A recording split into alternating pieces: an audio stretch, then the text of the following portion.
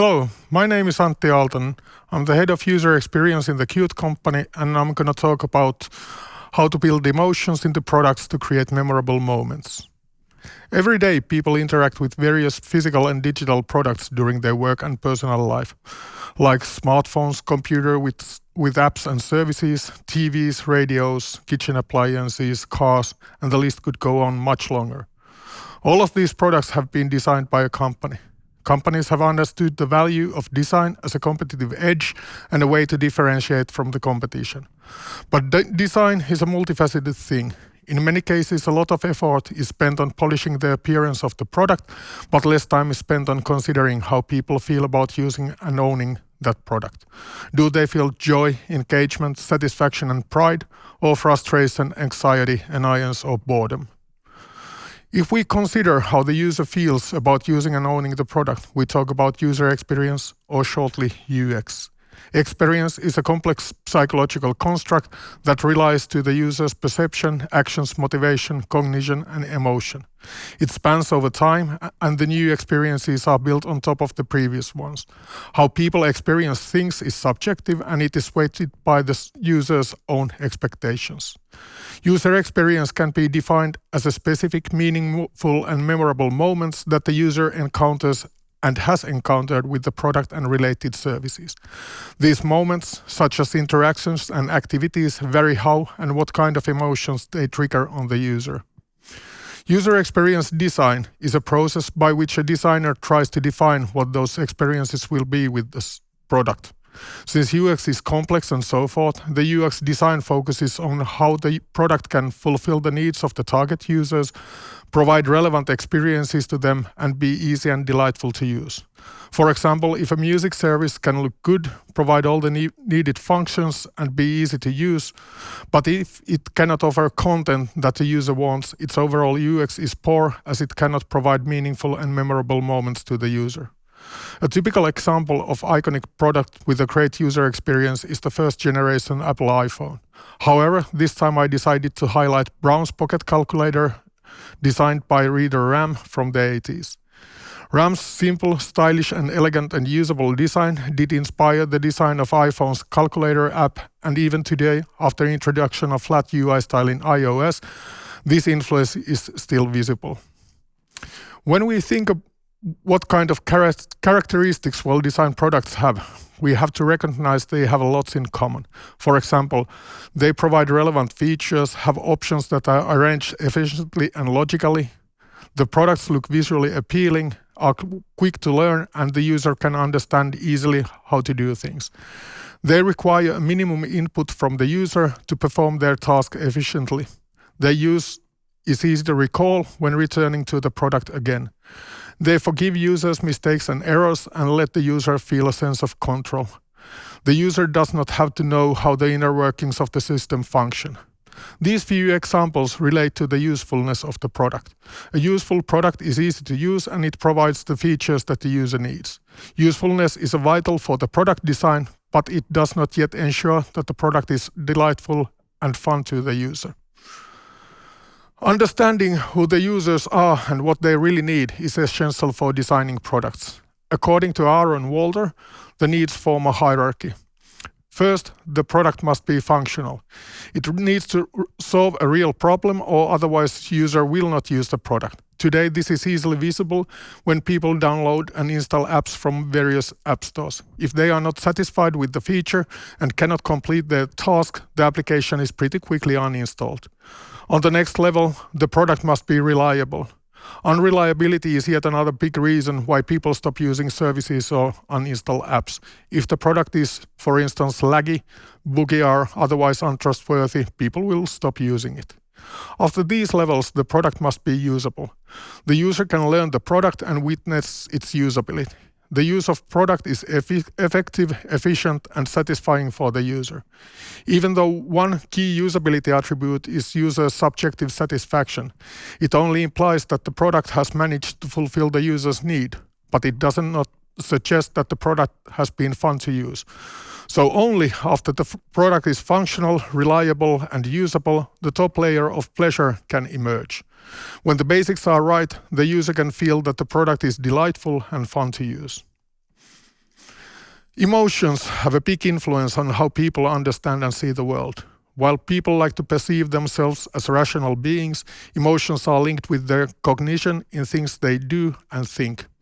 Emotional design aims at creating products that create appropriate emotions to trigger positive user experiences. Designers need to think of connections between the users and the products and the reactions of the emotions they arise. Those emotions can have a strong influence how the user perceives the product. For example, aesthetically pleasing objects seem to be more effective because they appeal to our senses. This is known as aesthetic usability effect. It means that people have a tendency to perceive attractive products as more usable, even though this may not be true. Consequently, they may tolerate small usability hiccups with attractive products. Interacting with well-designed product engages and immerses the user with the things they do. Memorable experiences are formed when the user enjoys using the product and they start to trust the product. As a result, they will more likely use it again. A fine example of emotional design for in-car experiences is Neo's Nomi, a digital assistant. Compared to the other in-car speech UIs and assistants, Nomi's presence is easily visible on the top of the car's dashboard. The conventional voice interaction is complemented with a display that shows a cute, playful and friendly face of Nomi. Nomi's speech output is enhanced with visual feedback that mimic facial expressions and give personality to it. It proves forming the relationship between the car and a driver. As said, attractive products tend to be more effective because of their sensual appeal. This is because the user feels affinity for an attractive object, which forms an emotional bond between the user and the object. The grandfather of emotional design, Donald Norman, created a framework for analyzing products based on their attractiveness, behavior, and the image they present to the user. With the framework, the designers can take the user's emotional response into account to provide great user experience. In the framework, the lowest level is called visceral. It is about the initial impact of the appearance, touch, and feel of the product. The level works automatically and it has an immediate emotional impact. The user's personality and cultural values can influence their perception. Great visual design creates so-called wow effect. Observing the user's first-time use of the product can really reveal visual design quality. A good design makes users happy, curious, and excited. The next level is behavioral, which is about the total experience of using the product and forming a better understanding and opinion about it. A design needs to provide relevant functions that actually fulfill the needs of the user. Furthermore, a good design on this level must be understandable, usable, and effective to trigger positive emotions. People will make mistakes, or the system may not perform as they expect. Confusion, errors, and frustration lead to negative emotions, stress, and anxiety. Reflective level is the highest level in the hierarchy, and it defines the long-term overall impression of a product after using it. The level helps user to understand, interpret, and assess the product. The user reflects everything related to the product, its value, thoughts and feelings afterwards, the image it portrays, and the message it tells to other people. Because reflective level works consciously, so it is influenced by the user's experience, knowledge, learning, culture, and individual differences. It is important to notice that the level dominates two lower levels, as the user can overrule them through extensive reasoning. Reflective level also defines what is considered beautiful, whereas visceral level is only about appeal. A fine indicator for good reflective design is that the user tells stories about the product, feels pride of owning it, and advocates the product actively to the other people. A design that works well on all these levels provides a delightful experience, and the user can fall in love with it. When thinking of users' emotional reactions, the products differ in their appeal and they are used for different purposes. For instance, a cooking pot is meant to be functional, but the flower vase is functional plus decorative. Some products, such as painting, can be purchased only for their appearance, and some other, like luxury car, may be acquired because of prestige or the image it portrays to the others. Positive emotions are something what the designer should focus on, as emotions create long-lasting imprints to the user's memory and strengthen the relationship between the user and the product. Those emotions are not easy to create because they are product-specific and depend on, for example, users' needs and expectations. There are various ways how to enhance and take the user's emotional reactions into account in design. Some methods that add emotion to products are very explicit. For example, humor and illustrations are quickly apparent. Some other methods, like personalization, are more subtle, but they can also be as effective as the explicit ones. Next, I'm going to talk about few examples how a well-designed response and emotional engage can produce positive emotions. Seeing something unique, compelling or unexpected can catch the user's attention and cause spontaneous visual emotions, a wow effect. This can trigger memories and thoughts and help building exciting experiences that are memorable and differ positively from competition. However, uniqueness is not a synonym for innovative or appealing. The world is full of examples where uniqueness was taken to extreme, which made the product unusable for the user and ruined the original purpose of uniqueness. As an example of uniqueness on this slide is Nokia N9 smartphone. Nokia launched the phone back in 2011. N9 was unique because unlike other smartphones at that era, its face or front side did not contain any physical buttons. It introduced the first buttonless swipe-based mobile user interface. Even though the device in itself wasn't a huge commercial success, the unique user interface was quickly copied by competitors and UI became a de facto standard for the smartphones. Illustrations can be sketches, doodles, line drawings, cartoons, photos, 3D graphics, or they can be combined like a collage. They are not only for decoration, but they are also a communication tool for presenting information to the user in a clear and aesthetic way. Illustrations can set mood, evoke emotions, and therefore make the product more memorable. They can give personality and originality for the product and bring life in design that otherwise feels mundane. The slide contains few examples of illustrations. On the left are onboarding illustrations from Google Hangout app. The illustrations use animal and human characters in order to add personality and originality. Another example is an illustration from a web page which describes MailChimp services' new design. The illustration combines many methods to trigger positive reaction. It's unique, it's surprising, and catches the user's attention immediately. A surprising moment is when the user sees something new and unexpected that is not immediately fully comprehensible. Surprise captures the user's attention and it can trigger memories and thoughts that establish emotional connection and amplify positive reactions. Surprise requires understanding and the reaction fades when the user understands what they see. Pointless surprise that the user does not understand does more harm than good.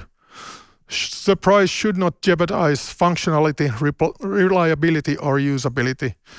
It should not change expected behavior. Surprise should bring delight. A nice example of surprise is the refresh animation from the Yelp application. Instead of typical spinning working indicator, Yelp shows playful rocket animation when the user pulls down the view in order to refresh it. Another example is from Login to README service. When the user is typing the password, the animated owl covers its eyes in order to respect the user's privacy. Micro-interactions refer to a small moment in the product use that is aimed at one specific use case.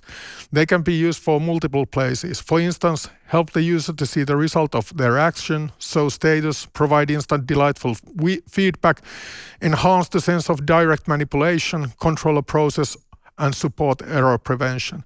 They are a fine example how attention to small details and subtle changes can improve user experience a lot. Micro-interactions can change the design from purely functional to fun and create the feeling of well-designed and polished product. Even though they are often simple and nearly unnoticeable, micro-interactions are essential for creating enjoyable and memorable moments with the product. On the slide, the first example is the well-known micro-interactions from Facebook, which show the reaction to the posts. Next is opening and closing a social share menu, and the last one is small add to shopping cart micro interaction. In general, people like to achieve things. When they do and get feedback about it, they feel satisfied that they have managed to do something right, which motivates them to do more. Completing a task successfully will bring a sense of achievement.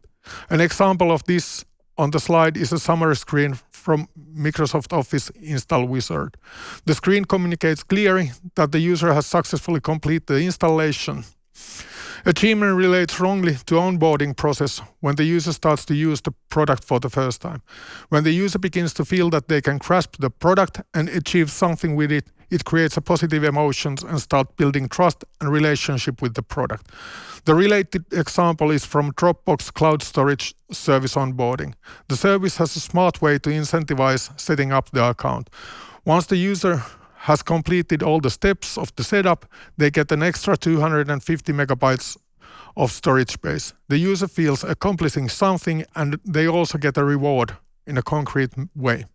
Also, the new user has invested time and effort in the setup, so they are less likely to churn from the service. Also, completing the smallest steps while performing the task can feel satisfying. An example on the slide is the profile creation in LinkedIn service. The new user can see the progress and the steps they need to take in order to complete the profile.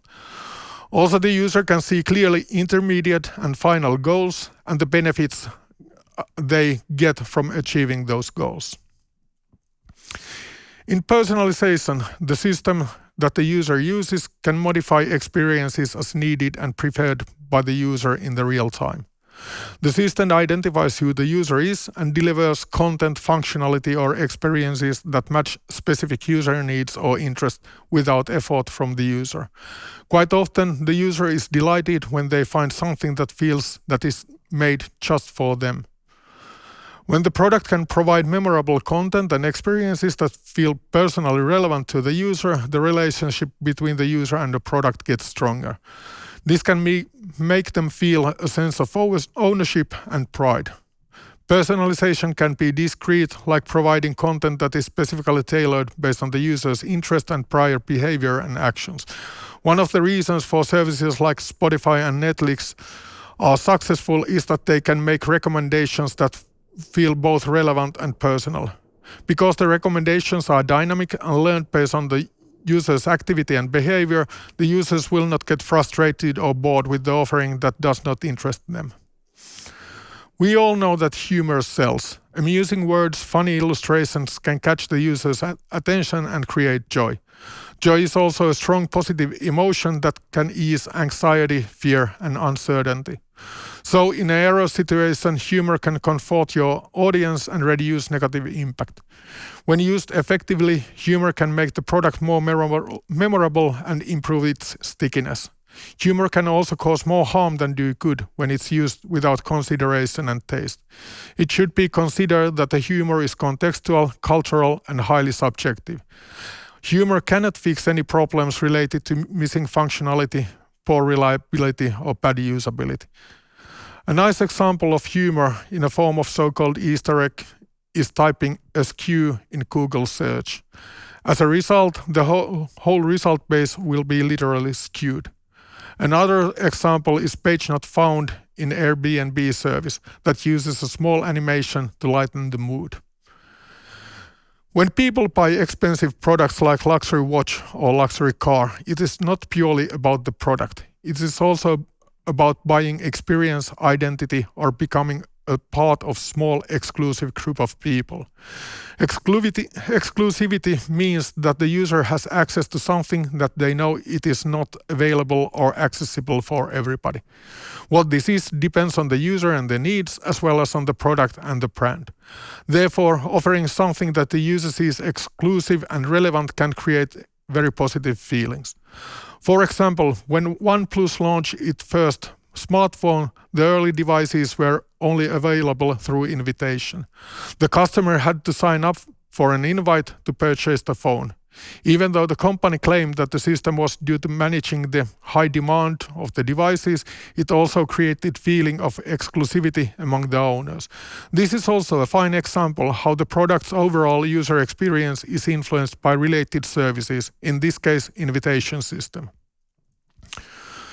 The users will get accustomed to the product experiences over time. This is known as hedonic adaptation, and it means that the user will not experience loss or gain in happiness because the product does not capture their attention anymore. Hedonic adaptation has two outcomes. It helps coping with negative experiences. People will adapt to these events, and negative feelings do not last forever. Similarly, positive experiences fade over time. If that wouldn't happen, people would stop pursuing any positive changes in their life. To compete against hedonic adaptation, the designer can vary the moments or emotions that the user can experience with the products. A larger diversity of specific moments, such as interactions, activities, or delights, can result in longer and more lasting experiences. Similarly, evoking different emotions can create different impact.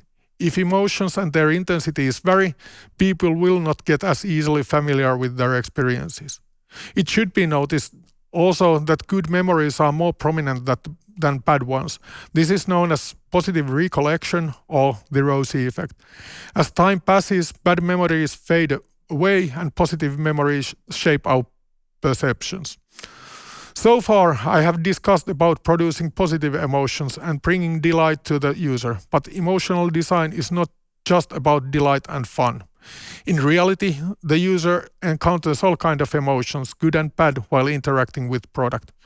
It is important to trigger correct emotional response at right time. Emotional design can be used for dealing with difficult situations such as long response times, lost data or bugs, and the feelings of uncertainty and boredom they create. This can also be used to relieve anxiety and stress. This can be achieved when emotional design methods are incorporated with key design principles like consistency and simplicity, preventing and recovering from the errors, feedback to the users, and visibility of the system status. Emotional design can also reduce friction, which is a well-known concept in game design. Game designers talk about friction and try to get rid of anything that does not need to belong to the game UI and the sequence of events and what could cause wrong reactions in the users. Designers may initiate negative emotions to trigger the right response from the users. This is also a well-known concept in games, but also in e-commerce. For example, the copywriting and illustration on a product offer page may underline regret that the customer did not take an advantage of some limited time offer. Another example is shown on the right-hand side of this slide. This empty state of invitations view in Google Hangouts. It is quite rare that the UI illustrations use negative emotions like sorrow or sadness. But on the other hand, this specific image has a strong call to action. The user should do something to change this state. User experience is about meaningful and memorable moments with the product. It requires focusing on users' need and relevant functionality as well as the look and the feel of the product. Positive emotions create and engage and immerse the Positive emotions create engagement and immerse the user. When they feel delight, it creates memorable, meaningful experiences with the product. This strengthens the user's connection, builds trust, and increases the probability that user wants to interact with the product. There are many ways how to enhance and take the user's emotional reactions into account in the design. They can be used alone or combined together. For example, humor, uniqueness, and illustration can be easily used together in order to make more memorable and bigger impact. Design should deal with both positive and negative emotions that the user encounters with the product. Emotional design should be used with taste and consideration. For example, too much humor is not funny anymore. Emotional reactions should not be overemphasized because every moment with the product cannot be memorable. Also, emotional design cannot fix problems of bad product design such as missing features, bugs, and poor usability. Thank you. This concludes my presentation.